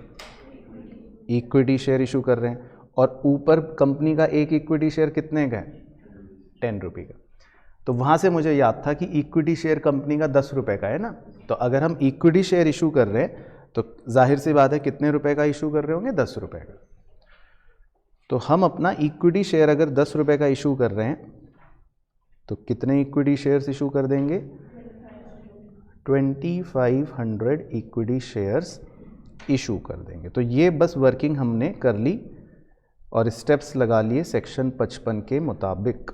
और सेक्शन 55 क्यों यूज़ करना पड़ा दोबारा से सुन लो चाहें, या आप बताओ सेक्शन 55 क्यों लगाना पड़ा जबकि क्वेश्चन में तो नहीं दिया था? क्वेश्चन की लैंग्वेज की वजह से, क्योंकि क्वेश्चन की लैंग्वेज में उसने कहा था कि आप रिजर्व को इस्तेमाल कर लीजिए। बिल्कुल सही, ठीक है। तो इस बात का ध्यान रखना है। तो 25,000 इक्विटी शेयर्स हम इशू कर लेंगे, ठीक है। तो क्लियर हो गया सब बच्चों को वर्किंग? चलो, तो एक बार क्वेश्चन का अब हम पूरा फ्रेमवर्क माइंड में बनाते हैं ताकि इजीली जर्नल पर प्रोसीड करें। तो हटा दूं वर्किंग, सब बच्चों ने नोट कर ली? ठीक है, तो एक बार फ्रेमवर्क बना लेते हैं सवाल का। आइए, तो देखो कॉन्सेप्चुअल एंट्रियां बोलते रहो आप माइंड में। सबसे पहले हम क्या करते हैं कॉन्सेप्चुअली? इन्वेस्टमेंट बेचते हैं, इसमें कोई नहीं बेची, हटा दो। नंबर 2 हम क्या करते हैं? नए इक्विटी शेयर्स इशू करते हैं। तो हमने कितने नए इक्विटी शेयर्स इशू करे? अभी 2500, वो अपने को पता चल गया। फिर नेक्स्ट हम क्या करते हैं? कैपिटल प्रेफरेंस वाली ख़त्म कर दो। नंबर 3 फिर हम उनको पे कर देते हैं। नंबर 4 हम प्रीमियम ऑन रिडम्पशन को राइट ऑफ कर देते हैं। और नंबर 5 फ्री रिजर्व से CRR क्रिएट कर लेते हैं। परफेक्ट। तो इसमें 5 एंट्रियाँ होंगी। तो पहले आप करो, फिर 5 मिनट बाद मुलाकात करते हैं आपसे। चलो, तो 5 एंट्रियाँ डिस्कस कर लेते हैं। सबसे पहले नंबर 1 आपने करी होगी नए इक्विटी शेयर्स इशू करने की एंट्री। तो bank account debit to equity share capital, यही है आपका 25,000, ठीक है। उसके बाद आपने सेकेंड एंट्री करी होगी प्रेफरेंस शेयर्स को ख़त्म करने की। तो 8% redeemable preference share capital 1 lakh, premium on redemption debit 10,000 to preference share holder 1,10,000। तो यही है आपकी भी, ठीक है। थर्ड एंट्री फिर आपने करी होगी पेमेंट की। तो preference share holder account debit to bank 1,10,000। Fourth entry में आपने उस प्रीमियम ऑन रिडम्पशन को राइट ऑफ कर दिया होगा। तो P&L account debit to premium on redemption 10,000, यही है। सिक्योरिटी प्रीमियम था आपके पास? अच्छा, ठीक है। तो वो इस्तेमाल बिल्कुल कर सकते हैं, कोई दिक्कत नहीं। ऑल्टरनेटिव तरीका आपका ज़्यादा बेहतर है, तो वो कर लीजिए। और P&L 8,000 डाल दें, बिल्कुल सही। तो आप सिक्योरिटी प्रीमियम का इस्तेमाल कर सकते हैं। और 8,000 रुपये आप फ्री रिजर्व से इस्तेमाल कर सकते हैं, बिल्कुल बिल्कुल कर सकते हैं, ठीक है ना। तो आप निश्चिंत रहना। फिर उसके बाद आपने जो 5वीं एंट्री करी होगी CRR क्रिएट करने की, तो अब वो उसका अमाउंट कितना आया होगा आपका 75,000, क्योंकि उसका वही फॉर्मूला है कि प्रेफरेंस शेयर्स की फेस वैल्यू 1 लाख माइनस जो नए शेयर्स आप इशू कर रहे हो इक्विटी उनकी फेस वैल्यू 25,000, तो 75,000 का आपको CRR क्रिएट करना है। तो वो पैसे आपने कहाँ कहाँ से निकाले, जो फ्री रिजर्व्स थे, तो फ्री रिजर्व आपके पास 85,000 के थे ही, है ना, 85 थे ना टोटल। तो अब वो किसी भी ऑर्डर में निकाल सकते हो, ज़रूरी नहीं किताब वालों का ही हो। तो मतलब जनरल रिजर्व से निकाल लिए, फिर PNL से निकाल लिए, फिर जो ये इन्वेस्टमेंट अलाउंस रिजर्व 5,000 का ये भी तो फ्री ही था ना, तो उस फ्री वाले से निकाल लिए। तो मतलब आप कहीं से भी निकाल सकते हो। तो इन्वेस्टमेंट अलाउंस रिजर्व पूरा ख़त्म हो गया आपका, जनरल रिजर्व पूरा ख़त्म हो गया, मतलब जितना अवेलेबल था, और PNL जो था वो भी डेबिट हो गया। तो क्लियर है 5वीं एंट्री इसकी। चलो परफेक्ट। तो सब बच्चे कंफर्टेबल, कोई भी डाउट तो नहीं है किसी को इसमें? चलो, तो अब मेरी बात ध्यान से सुनते हैं आगे बढ़ने से पहले। अब हमने जितने भी सवाल देखे या अभी तक करे, उन सब सवालों में एक चीज़ कॉमन चली आ रही थी जो आपने कॉन्शियसली नोटिस भी नहीं करी होगी, बट अब वो मैं समय आ गया बता देता हूँ। जितने भी सवाल हमने डिस्कस करे उन सब सवालों में कॉन्शियसली जो एक चीज़ आपने नोटिस नहीं करी वो ये कि जो हमारे प्रेफरेंस शेयर्स हैं जिनको हम रिडीम कर रहे हैं वो हर बार फुल्ली पेड होते हैं, है ना। व्हाट इफ, क्या हो अगर प्रेफरेंस शेयर्स फुल्ली पेड या फुल्ली कॉल्ड ही ना हो और फिर हमें उन्हें रिडीम करना पड़े, या क्वेश्चन कहे कि रिडीम करो, जबकि वो अभी तक फुल्ली कॉल्ड ही नहीं है या फुल्ली पेड ही नहीं है, तो क्या होगा? बिल्कुल सही। तो फिर हम पहले ड्यू करके कॉल करके उनको फुल्ली पेड या फुल्ली कॉल्ड बना देंगे और फिर उनको रिडीम कर देंगे। तो इलस्ट्रेशन 9 और 10 जो है वो इसी पर बेस्ड है। तो हम 9 देखेंगे और 10 का भी डिस्कशन करेंगे अकॉर्डिंगली। तो पहले 9 देख लेते हैं, आ जाओ। तो इसमें लिखा है the balance sheet of XYZ limited as at 31 December includes the following information. चलो, तो अब इसमें लिखा है जी 50,000 8% प्रेफरेंस शेयर्स ऑफ 100 ईच, तो ये है फेस वैल्यू, लेकिन बस आगे ही लिखा है ₹70 पेड अप। तो इसका मतलब आपके प्रेफरेंस शेयर्स जो हैं वो फुल्ली पेड अप इसमें नहीं है। तो हम क्या करेंगे, हम फाइनल कॉल कितने रुपए की है, 30 रुपये की है, वो कर देंगे ताकि ये शेयर्स हमारे फुल्ली पेड हो जाएं। उसके बाद 1 लाख इक्विटी शेयर हैं 100 ईच के, ठीक है। सिक्योरिटी प्रीमियम है अपने पास, ठीक है। CRR है अपने पास, ठीक है। जनरल रिजर्व है, ठीक है। और बैंक बैलेंस है 15 लाख, ठीक है। तो यहाँ तक तो चलो नॉर्मल बातें हैं। अब वो कह रहा है under the terms of their issue, कह रहा है इशू की टर्म्स जो हैं वो दे रखी हैं क्या। The preference shares are redeemable on 31 March at a premium of 5%, ठीक है। तो आपको 5% के प्रीमियम पर रिडीम करने को कह रहा है। तो अगर आप निकालें या हम निकाल लेते हैं, तो 50,000 शेयर्स हैं और 100 रुपये फेस वैल्यू है। तो वैसे अगर आप फेस वैल्यू टोटल देखो तो 50 लाख रुपए हो गए जो आपको रिडीम करने हैं, और 5% उसमें प्रीमियम कह रहा है ऑन रिडम्पशन। तो प्रीमियम ऑन रिडम्पशन कितना आ जाएगा, 2.5 लाख, मतलब 2,50,000, 50 लाख का 5%, ठीक है। तो ये हो गई एक बात। फिर उसके बाद दे रहा है in order to finance the redemption, कह रहा है रिडम्पशन को फाइनेंस करने के लिए the company makes a right issue of 50,000 equity shares. तो कुछ बच्चों को वो डराने के लिए राइट्स वर्ड लगा रहा है कि कंपनी ने राइट्स इशू करे। तो अब चाहे राइट इशू करे चाहे नॉर्मल इशू करे, आपको पता है एंट्री सेम ही होती है। तो हम इसको ऐसे ही मान लो बस कंपनी ने नए शेयर्स इशू करे। तो कितने नए शेयर्स इशू करे, 50,000 equity share of 100 each eight 110 रुपये पर शेयर। तो इसका मतलब ये हो गया कि इक्विटी शेयर की फेस वैल्यू तो 100 है, लेकिन 10 रुपये के प्रीमियम पर वो कंपनी ने शेयर्स इशू करे हैं। कॉमा, अब कॉमा के बाद पढ़ना, कॉमा के बाद लिखा है क्लास 12th शुरू, 20 rupee being payable on application, 35 including premium on allotment and balance on 1 January 2000 बाद में। तो थोड़ी सी इन्होंने लाइन क्लास 12th की निकाल ली। तो 20 रुपये कह रहा है कि कब लेंगे हम एप्लीकेशन पर, 35 रुपये इंक्लूडिंग प्रीमियम कब लेंगे हम अलॉटमेंट पे, और जो पैसे बच गए फाइनल कॉल के वो हम 1 जनवरी को लेंगे 2003। तो मुझे लग रहा है शायद अगला साल हो जाएगा अगर ये कैलेंडर ईयर फॉलो कर रहे होंगे तो। खैर, उसके बाद the issue was fully subscribed and allotment was made on 1 मार्च। ठीक है, तो हमारा इशू फुल्ली सब्सक्राइब हो गया और हमने 1 मार्च 2002 को सारे शेयर्स अलॉट कर दिए हैं। ठीक है, तो मतलब 1 मार्च 2002 तक बेसिकली कहानी है और 31 मार्च 2002 तक का ही क्वेश्चन लग रहा है। तो इसका मतलब इसमें आपको फाइनल कॉल की एंट्री नहीं करनी, क्योंकि फाइनल कॉल तो अगले फाइनेंशियल ईयर में पड़ेगी। तो इतना पोर्शन मतलब सवाल के लिए बेकार हो गया, हमारे लिए बेकार हो गया।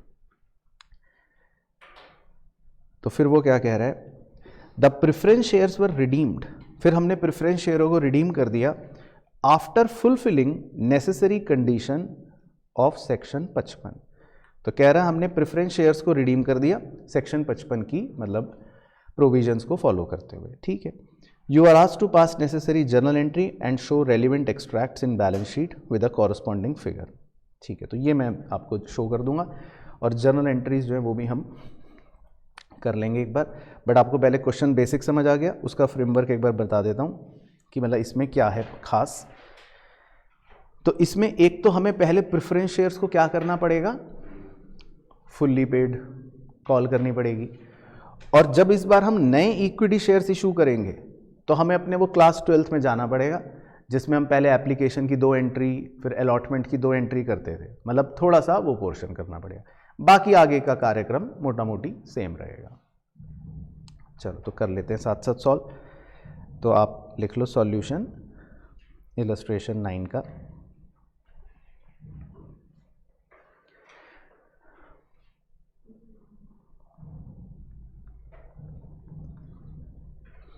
तो पहले हम प्रेफरेंस शेयर्स को जो कॉल ड्यू करी वहां से शुरू कर लेते हैं। तो फाइनल कॉल ड्यू करने की एंट्री याद है, preference share final call account debit, हाँ, to preference share capital account.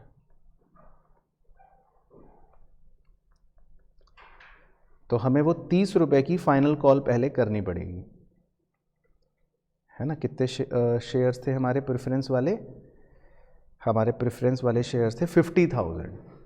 तो 50,000 शेयर्स पर 30 रुपए की आप पहले फाइनल कॉल कर लो, ताकि ये शेयर्स हमारे फुल्ली कॉल्ड हो जाएं। कितना हो गया जी, 15 लाख।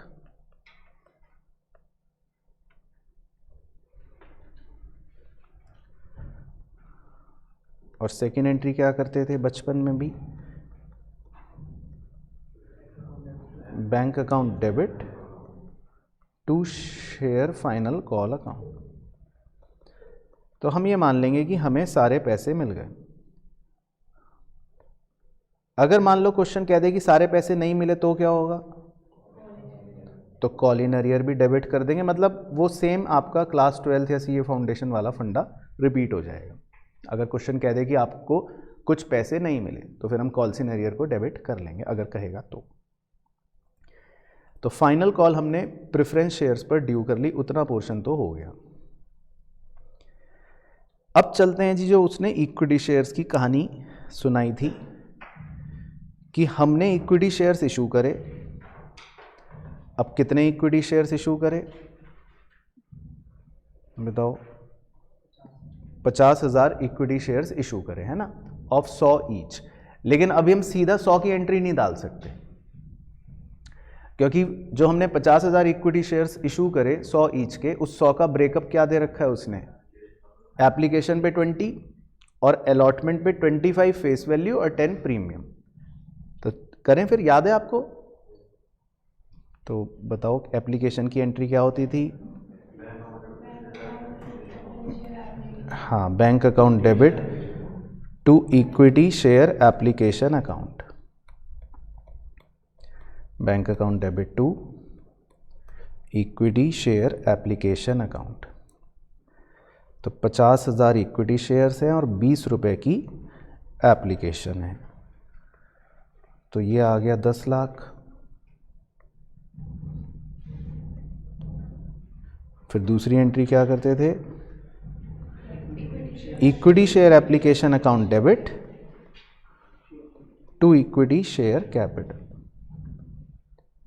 तो ये वही बचपन वाले दिन आपके इसमें वापस आ गए। तो equity share application account debit to equity share capital account. फिर उसके बाद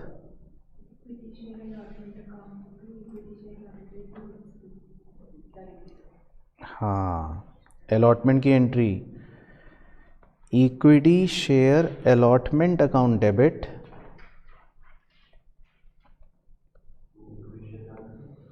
$50,000 शेयर्स हैं और 35 रुपये की अलॉटमेंट है, तो 17,50,000 to equity share capital account. इसमें आप खाली फेस वैल्यू लिखोगे 25 रुपये, 12,50,000 और 10 रुपये लिखोगे टू सिक्योरिटीज प्रीमियम, 5 लाख। तो ये हमने नए शेयर्स इशू कर लिए, मतलब अलॉटमेंट की एंट्री हो गई। और हाँ, एक और एंट्री, फिर अलॉटमेंट की अगली एंट्री क्या होती थी last? Bank account debit to equity share allotment account. तो अब हम बेसिकली इक्विटी शेयर्स इशू कर चुके। तो हमने पहले प्रेफरेंस शेयर्स को फुल्ली पेड बना दिया और अपने नए इक्विटी शेयर्स जो थे उन्हें इशू कर लिया। मतलब यहां तक का काम हमारा हो गया जो हमें करना होता था। अब बस इसके बाद सोच लेते हैं मेंटली कि अब क्या करेंगे। हम मेंटली सोच लेते हैं, कॉन्सेप्चुअली। अब हम प्रेफरेंस शेयर ख़त्म करेंगे, फिर प्रेफरेंस शेयर होल्डर को पे करेंगे, प्रीमियम ऑन रिडम्पशन को राइट ऑफ कर देंगे और CRR क्रिएट कर लेंगे। मतलब अब हमें 4 एंट्री कॉन्सेप्चुअल की जो बच गई वो और करनी है बस। तो पहले एक बार यहाँ तक बता दो, यहाँ तक सबको बिल्कुल क्लियर है? वैसे तो खैर पुरानी बातें हैं, मतलब इसमें कुछ नयापन वैसे नहीं है। तो ये क्वेश्चन सिर्फ बड़ा करने की उसकी चाल थी, लेकिन वैसे इसमें कुछ नहीं है। चलो, तो अब हम प्रेफरेंस शेयर्स अपने ख़त्म कर देते हैं, तो उसकी एंट्री डाल लेते हैं। 8% redeemable preference share capital account debit, 50 lakh रुपए के थे, है ना, हमने निकाला था। Premium on redemption account debit, premium on redemption account debit 2,50,000, ये भी हमने निकाला था। To preference share holder account 52,50,000। तो हमने अपनी प्रेफरेंस शेयर कैपिटल ख़त्म कर ली। उसके बाद इन्हें पे कर देते हैं। तो preference share holder account debit to bank account,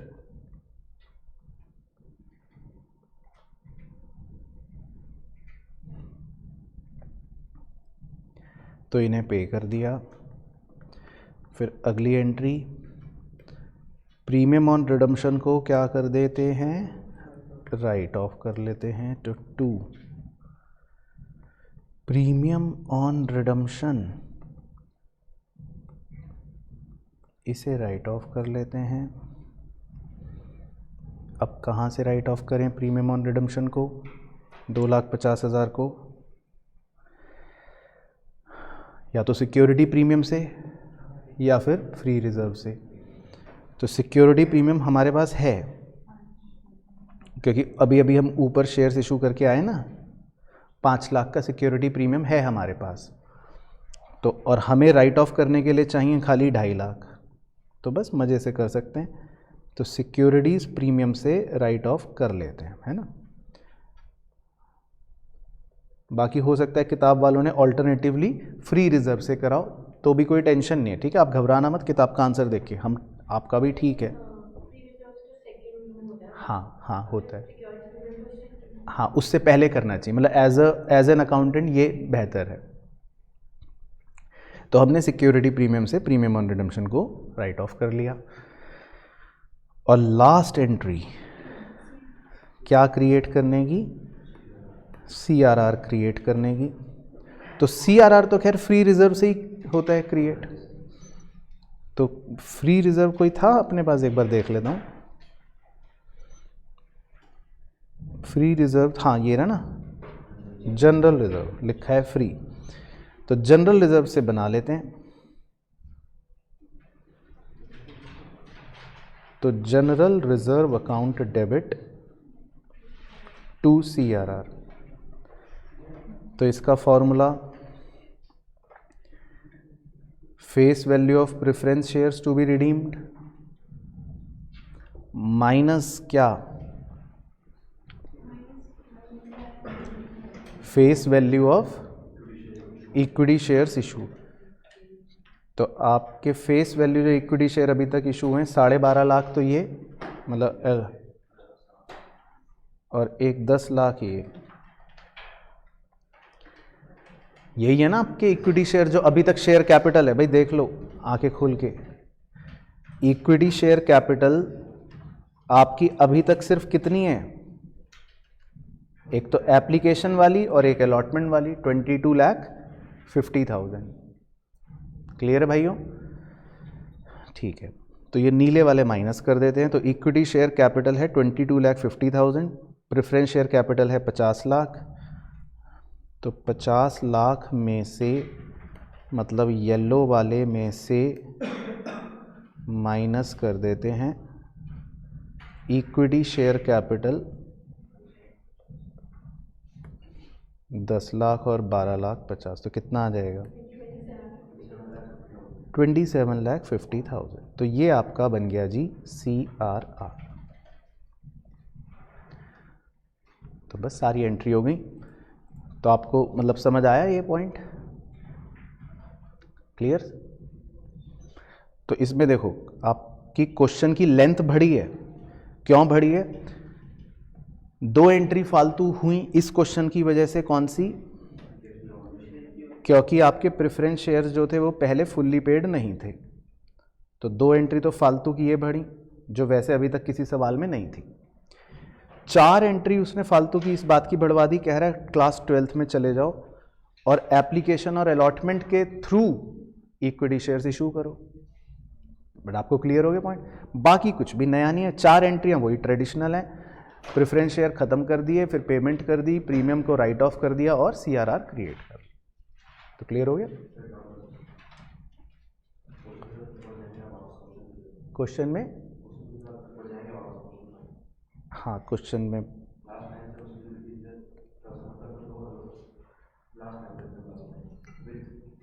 अच्छा वो लास्ट लाइन का कोई सिग्निफिकेंस नहीं होगा, क्योंकि कह रहा था प्रेफरेंस शेयर्स वर रिडीम, कंपनी ने प्रेफरेंस शेयर रिडीम कर दिए after fulfilling the necessary conditions of section 55। तो मतलब वो खुद ही बता रहा है कि कंपनी ने प्रेफरेंस शेयर्स रिडीम कर दिए सेक्शन 55 की रिक्वायरमेंट को पूरा करके। तो ठीक है, अच्छी बात है। मतलब हमें फिर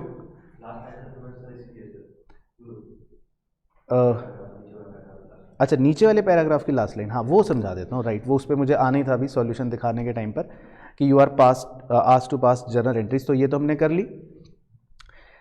तो नीचे ये लिखा था कि आपको रेलिवेंट एक्सट्रैक्ट दिखाने बैलेंस शीट के on 31 March with the corresponding figure on 31 दिसंबर। तो ये जैसे हम जब बैलेंस शीट सीखेंगे, या आपको अगर पुरानी भी याद हो, तो कंपनीज की बैलेंस शीट में हमेशा 2 कॉलम्स होते हैं फिगर्स के। तो अगर हम 31 मार्च 2002 की फिगर यहाँ दिखा रहे हैं तो वो कह रहा है साथ में कंपैरिजन करने के लिए आप 31 दिसंबर की फिगर्स को भी दिखाना, ये मतलब है उसकी लाइन का। तो मैं एक बार सॉल्यूशन में दिखाता हूँ आपको एंट्रीज के बाद। तो जब हम बैलेंस शीट सीख जाएंगे तब आपको और बेहतर आ जाएगा। तो ये देखो, तो इस बार जो बैलेंस शीट का एक्सट्रैक्ट वो शो कर रहा है, तो कैसे शो कर रहा है, 31 मार्च 2002 के साथ पुरानी वैल्यूज भी दिखा रहा है कि पहले क्या था। तो ये है जब क्वेश्चन की शुरुआत हुई थी तो पहले क्या जानकारी थी, और ये 31 मार्च वाला है कि रिडम्पशन के बाद क्या हो गया, ये मतलब है। तो जो राइट कॉलम है मतलब 31 दिसंबर, वो गिवन इंफॉर्मेशन थी कि हमारे पास इतनी कैपिटल थी, इतना रिजर्व था, इतना कैश था, है ना, ये पुरानी जानकारी है बेसिकली। तो जब हम बनाएंगे बैलेंस शीट बाद में तो आपको मतलब समझ आ जाएगा। खैर ठीक है, तो बैलेंस शीट अभी छोड़ते हैं, बट एंट्री सारी समझ आ गई, क्लियर? ठीक है। अब इसी का क्योंकि कॉन्टिन्यूएशन में है इलस्ट्रेशन 10, तो वो बस हमें एक बार देखना करना पड़ेगा। लास्ट इलस्ट्रेशन है। अब अगर आपको ये बताया जाए कि कुछ लोगों ने पैसे नहीं दिए, तो वो तो आपको एंट्री याद ही होगी कि कैसे करते हैं। तो आपको मज़ेदार बात ये बता देते हैं कि आपने जो लोग पैसे नहीं देते उनके शेयर्स हम क्या कर देते हैं, कभी कभी फॉरफीट कर देते हैं। तो ये फॉरफीचर आपने सीए फाउंडेशन में 12th में पढ़ रखा है। तो अब वो पोर्शन अगले इस पॉइंट में आ जाएगा। तो अब कुछ बदमाश होंगे जो पैसे नहीं देंगे और हम उन बदमाशों के शेयर्स क्या कर देंगे, फॉरफीट कर देंगे। ठीक है, तो बस हमको उस पर फोकस करना है। तो ये इलस्ट्रेशन 10 कंटिन्यूएशन विद 9 ही है, तो एक बार इसको देख लेते हैं बस। तो जैसे इसमें लिखा है with the help of details in illustration 9, कह रहा है इलस्ट्रेशन 9 की सहायता ले लो, and further assuming that preference share holders holding 2000 shares fail to make the payment for the final call made. बस, तो मेरा काम इस लाइन से है फिलहाल। उसने ये कह दिया कि 2000 शेयर होल्डर्स जो हैं प्रेफरेंस शेयर होल्डर्स, उन्होंने अपने फाइनल कॉल के पैसे नहीं दिए, ये कह रहा है। ठीक है, तो एक बार हम पुराने इलस्ट्रेशन की ही एंट्री पर चलते हैं। बस आप वो फिगर याद रखना, कितने लोगों ने पैसे नहीं दिए, 2000 लोगों ने पैसे नहीं दिए। ठीक है ना, तो बस आप वो 2000 की फिगर को याद रखना अपने दिमाग में। तो अब देखो ऊपर की टॉप 2 एंट्रियां देखो। हम पहली एंट्री जो कर रहे हैं उस एंट्री में तो हम क्या करते हैं, उनसे अमाउंट ड्यू करते हैं, मतलब कॉल करते हैं। सेकेंड एंट्री में हमने लिख दिया कि बैंक अकाउंट डेबिट 15 लाख रुपए, कि भाई हमें मिले 15 लाख। तो अगर अब इस क्वेश्चन में कह रहा है कि भाई 2000 लोगों ने पैसे नहीं दिए, तो अब आपको क्या लिखना पड़ेगा, हाँ, तो अगर 2000 लोगों ने अपने पैसे नहीं दिए, 30 रुपए की थी कॉल, तो कितने रुपए नहीं मिले, 60,000 रुपए नहीं मिले। तो क्लियर हो गया पॉइंट। तो आप सिर्फ बैंक अकाउंट डेबिट में कितने रुपए लिखोगे, 14,40,000। मतलब आपको पॉइंट क्लियर हो गया। इससे क्या प्रभाव पड़ेगा, बस। तो इस इलस्ट्रेशन में कह रहा है 2000 लोगों ने पैसे नहीं दिए, तो हम कॉल सिनेरियो कितना लिख लेंगे, 60,000। ठीक है, तो बट आपको समझ आया ये पॉइंट। तो एक बार पहले मैं अभी दिखा दूंगा आपको आंसर। तो इस 10th इलस्ट्रेशन में बस उसको यही पॉइंट समझाना था कि अगर कुछ बदमाश पैसे नहीं देंगे तो फिर हम क्या करेंगे, entry bank account debit, call in arrear account debit to share final call.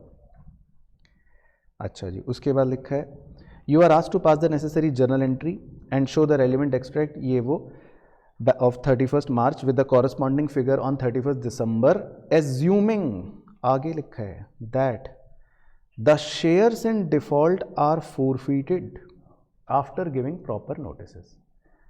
तो जो वो 2000 शेयर्स थे, उन 2000 शेयर्स को कंपनी ने क्या कर दिया, फॉरफीट कर दिया।